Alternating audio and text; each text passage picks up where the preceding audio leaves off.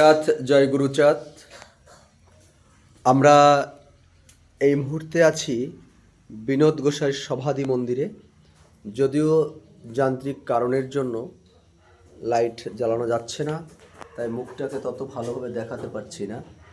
তো বিনোদ গোসাইকে সবাই আপনারা চেনেন জানেন, তবে দেখাতে যাকে পারবো সে হচ্ছে এই যে তার বিনোদ গোসাই যার কোলে বসেছিলেন, আমি তাকে দেখাচ্ছি। সরাসরি তার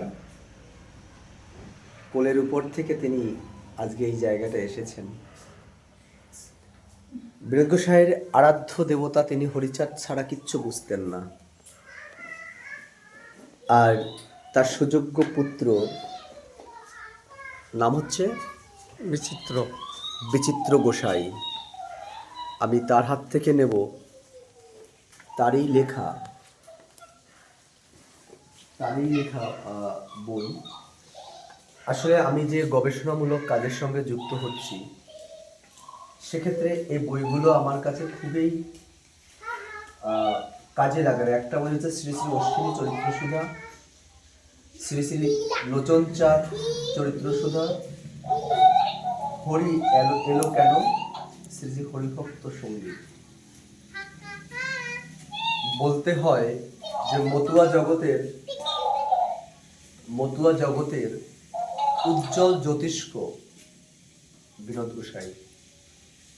আর আমি এখানে পেলাম তার সহায়িকাকে, আপনারা তার আগের ভিডিওতে দেখে নেবেন। আমার তাকে পেয়ে বেশ ভালো লেগেছে। আমাকে আশীর্বাদ করবেন আমি যেন এই বইগুলোর যথাযোগ্য সম্মান রাখতে পারি, এবং গোসাইয়ের জীবনীতে বা জীবনী জানার জন্য আমি যদি কখনো ফোন করি, একটু ফোনটা ধরে আমাকে একটু দেবেন। কারণ আমাদের যারা জীবনটাকে অতিবাহিত করেছেন এই মতুয়া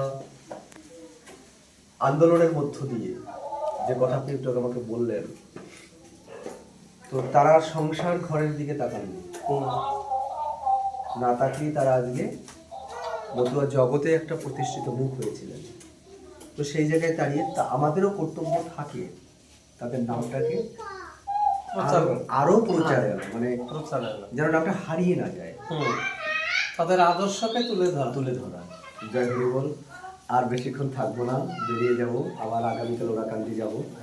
তো ভালো লাগলো আপনাদের আতিথ্য ভালোবাসা পেয়ে। আপনিও বাড়ি ছিলেন না, চলে এলেন, বড় পাওনা। জয় হরি বল।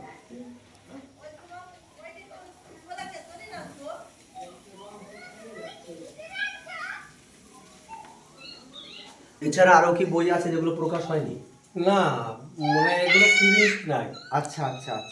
ওখানে হেলেন্সা গেলে আশ্রমে ওখানে আমার কথা বললে যে আর বাদ বাকি বইগুলো দিতে বলছে। আপনি একটু ফোন করে বলে দেবেন। আপনি বলবেন যে সুকেশ মিত্র যাবে, যাতে আমার যাতে সুবিধা হয় আর কি। আপনি বলে দেবেন। ঠিক আছে। জয় হরি বল।